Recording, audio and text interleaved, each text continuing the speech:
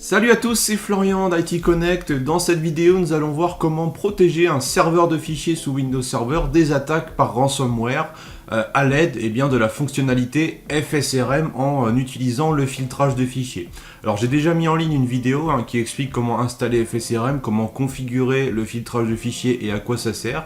Et bien en fait, on va exploiter cette fonctionnalité qui va nous permettre de bannir, de bloquer certaines extensions au niveau du serveur de fichiers pour protéger nos données contre les attaques par ransomware, puisque grâce à cette protection, un ransomware qui essaierait de chiffrer les données hébergées sur un partage accessible via le réseau, ne pourrait pas, puisqu'il serait bloqué par la protection FSRM. Donc ce qui est vraiment intéressant et qui va représenter une première barrière de protection, d'autant plus que c'est une fonctionnalité qui est intégrée à Windows et qui peut se configurer assez facilement.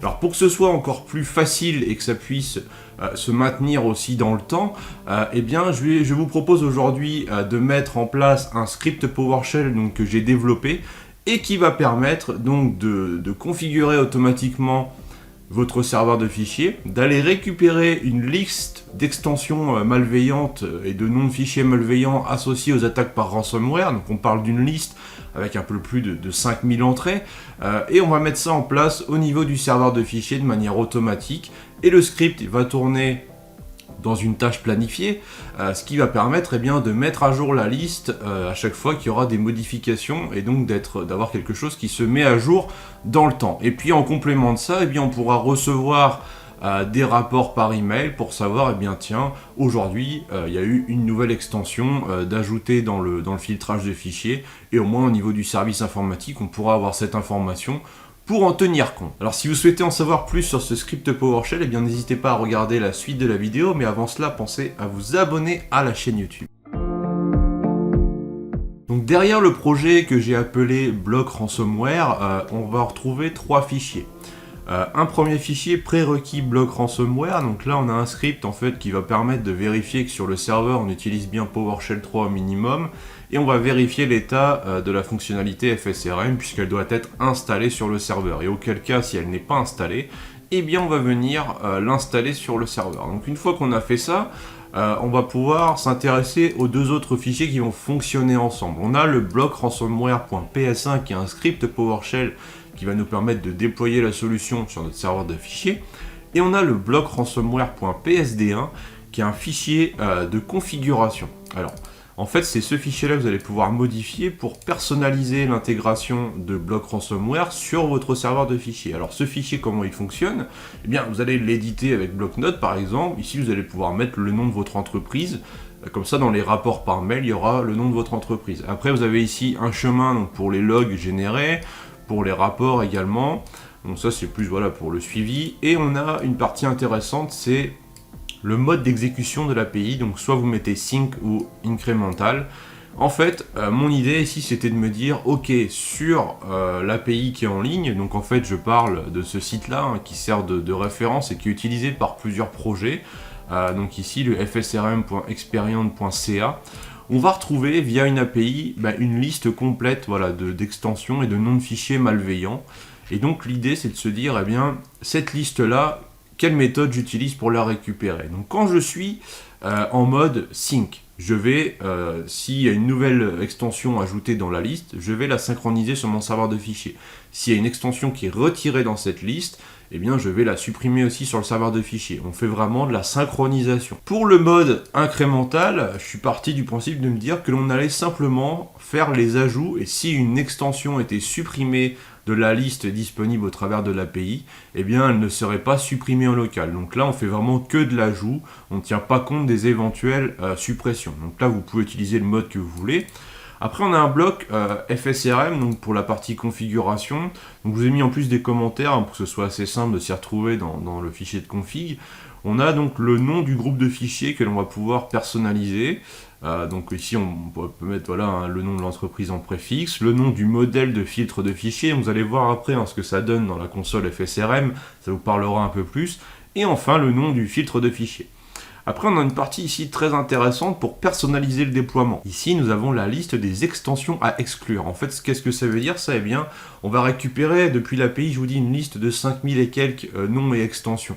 Donc vous pouvez vous dire, oh bah non, en fait, cette extension-là, moi, ça me gêne parce que j'en ai besoin pour telle appli, ou voilà, pour telle raison, on peut avoir envie d'exclure une extension. Et dans ce cas-là, on va venir préciser le nom ici. Voilà, on mettra par exemple .exe, voilà, et puis on mettra par exemple virgule, et puis on peut mettre une autre valeur, comme ceci. Et là, ça va permettre de faire des exclusions.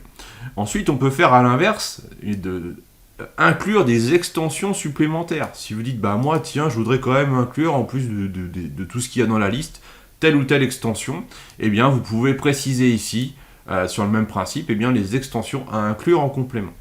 Et ensuite, on a donc là le mode de déploiement, donc c'est-à-dire qu'est-ce que l'on va protéger. Est-ce que l'on va protéger tous les partages du serveur? Est-ce que l'on va protéger tous les partages sauf quelques-uns? Ou est-ce que l'on va protéger uniquement certains partages volumes spécifiques que l'on va préciser? Donc tout ça, on va le configurer ici. Si vous mettez ce paramètre protect all char sur $true, donc vrai, il va protéger tous les partages du serveur qui sont des partages de fichiers. Donc là, il va scanner votre serveur, il va faire les règles automatiquement dans FSRM. Par contre, vous pouvez dire, ok, tu protèges tout, sauf, par exemple, C2.Windows et voilà, C2. Anti/slash. Donc là, ça va permettre d'exclure, parce qu'on a par défaut un partage sur ces dossiers-là, notamment sur la partie partage administratif.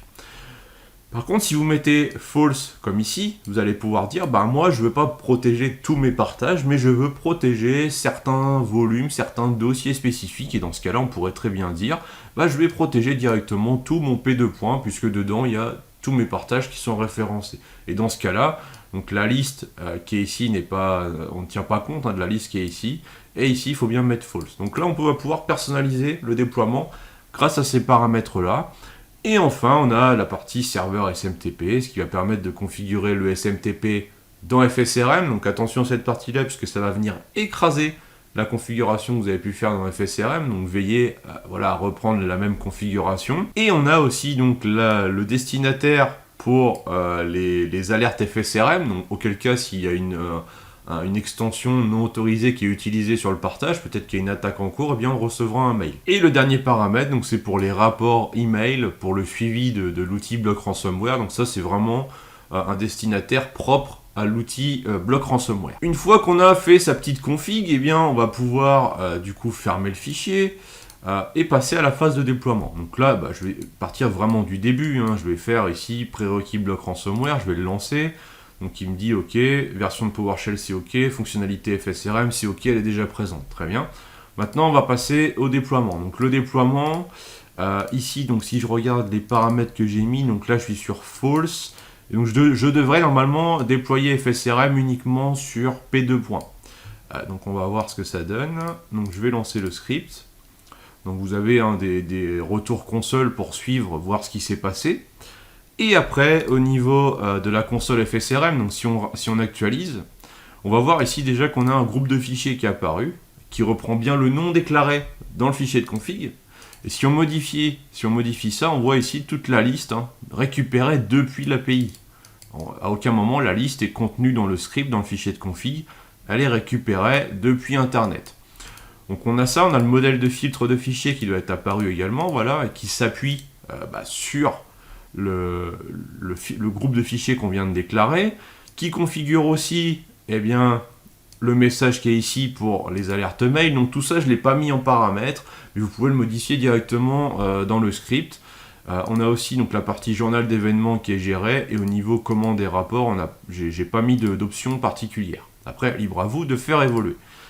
Donc on a ça, et on a le filtre de fichiers. Donc si je rafraîchis ici, que je fais actualiser, je vois bien que pour le groupe de fichiers Block Ransomware Extension, j'ai bien un filtre qui a été déployé en mode actif. Donc là, on est vraiment sur du filtrage actif. On va empêcher les utilisateurs d'utiliser les extensions en question. Et on met ça donc sur P2 directement.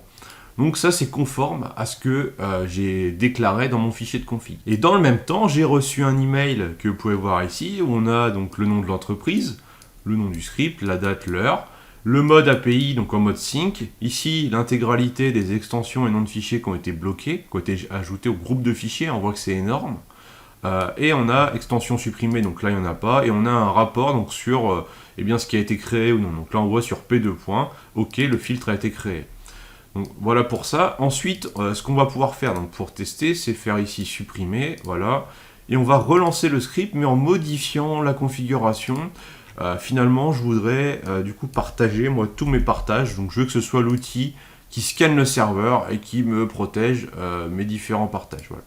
Donc je vais simplement, du coup, modifier le fichier de config comme je viens de le faire et relancer. Donc là, il va voir qu'il y a déjà... le groupe de fichiers et tout ça qui sont présents. Il me dit aussi que il a trouvé donc 5151 extensions depuis l'API, qu'il n'y a pas de nouvelle extension à ajouter, ni d'extension à supprimer. Parce que bien sûr, il va comparer, voir si c'est nécessaire d'en ajouter ou non à chaque fois. Donc là, visiblement, il a configuré la protection sur différents partages. Donc on va faire ici actualiser. Voilà, donc là, on voit déjà que c'est différent. Il m'a bien fait donc sur P2 application, il a vu qu'il y avait un partage, il a vu qu'il y avait un partage aussi sur P2 sur V2 et aussi sur la partie, ici 6 vol, le dossier spool driver, donc il a vraiment tout scanné et on pourrait exclure ces dossiers-là si on le souhaite. Alors on voit aussi que quand c'est sur du C2, c'est automatiquement en mode passif, hein. Même si on déclare en mode actif, je pense que c'est une sécurité aussi pour éviter un petit peu de se retrouver dans une situation embarrassante, hein, si on fait un filtrage actif sur des extensions qui posent problème pour le bon fonctionnement du système, ça peut être problématique. Donc on voit, du coup, il met automatiquement en filtrage passif pour tout ce qui est dans ces 2 points, d'où l'importance aussi d'avoir les données sur un volume dédié. Suite au fait que j'ai réexécuté le script block ransomware, j'ai un nouveau rapport qui est arrivé dans ma boîte mail, on voit qu'on est toujours en mode sync. Extension ajoutée, il n'y a rien, il n'a rien supprimé puisqu'il venait de le faire 2 minutes avant. Et du coup, j'ai ici un état des lieux de ce qu'il a fait. Pour l'instant, il faut savoir qu'au niveau des filtres de fichiers, on ne gère que les ajouts. Par exemple, si je dis P2 application, je voudrais le mettre ici en exclusion, que je relance le script, il ne va pas venir supprimer ce filtre-là. On est vraiment que dans l'ajout de nouveaux filtres. Donc il faudra le supprimer manuellement. Et si vous voulez faire une nouvelle config, vous supprimez tous les groupes de fichiers basés sur ce modèle, et vous relancez le script, il va tout vous recréer de toute façon. Donc ça, c'est éventuellement une petite évolution qu'on pourrait faire. Et enfin, il nous reste une dernière étape, c'est planifier ce script. Donc on va lancer ici donc, la gestion de l'ordinateur, de manière à aller dans le planificateur de tâches. Et ici, on va pouvoir créer une tâche planifiée, que l'on va appeler par exemple block ransomware. Déclencheur, on va pouvoir le lancer une fois par jour, toutes les nuits. Voilà, on pourrait dire, tiens, à 5h du matin, tu vas me faire la synchronisation via l'API, comme ça, ce qui me permettra d'avoir une liste qui est toujours à jour, auquel cas, si dans l'API, il y a une nouvelle extension qui a été ajoutée. Donc, on va faire OK. L'action, on va faire nouveau. Ici, on va mettre PowerShell.exe-file et on va mettre le chemin vers le script.ps1. Voilà, on va faire OK. Là, donc on fait oui. Et aussi, petite précision, le script va automatiquement chercher le fichier de config dans le même répertoire que lui, par défaut. Donc ça, voilà, il faut mettre les 2 scripts au même endroit. Enfin, les 2 fichiers au même endroit. Conditions, voilà, paramètres. On va quand même ici modifier le compte que l'on va utiliser pour lancer la tâche. Donc moi, je vais prendre un GMSA pour le coup. Donc je vais faire OK. Ici, voilà. GMSA SRV ADDS01, voilà. Et donc il faut juste que ce compte-là soit des droits d'administration sur le serveur pour pouvoir gérer FSRM. Il n'a pas besoin d'avoir des droits au niveau du domaine. Donc là, on va faire OK. Voilà, et la tâche planifiée, elle est créée, elle est ici. Et donc tous les jours à 5h du matin, Block Ransomware va mettre à jour sa liste d'extensions malveillantes associées aux activités ransomware. Donc, du coup, dans cette liste, on va retrouver plein d'extensions, notamment des extensions liées au ransomware Loki, par exemple, qui est relativement connu. Et donc, si je vais dans Partage documents, ici, j'ai un fichier important. Si ce fichier important, j'essaie de le renommer en .loki, par exemple, ce que ferait un ransomware après avoir chiffré les données, il essaierait d'enregistrer la nouvelle version du fichier avec son extension. Et bien là, quand je vais valider, il me dit vous devez disposer d'une autorisation pour effectuer cette action. Donc on voit que je n'ai pas les droits, puisque j'ai le filtrage de fichiers qui m'a empêché de faire la modification. Voilà, nous venons de voir comment protéger notre serveur de fichiers contre les attaques par ransomware à l'aide du filtrage de fichiers dans FSRM et d'un script block ransomware que vous pouvez utiliser et personnaliser à votre guise. Il est disponible sur mon GitHub en libre accès. Je vous mets les liens qui vont bien dans la description de la vidéo. En attendant la prochaine vidéo, n'hésitez pas à liker, partager et commenter au max celle-ci. Et je vous dis à très vite. Ciao.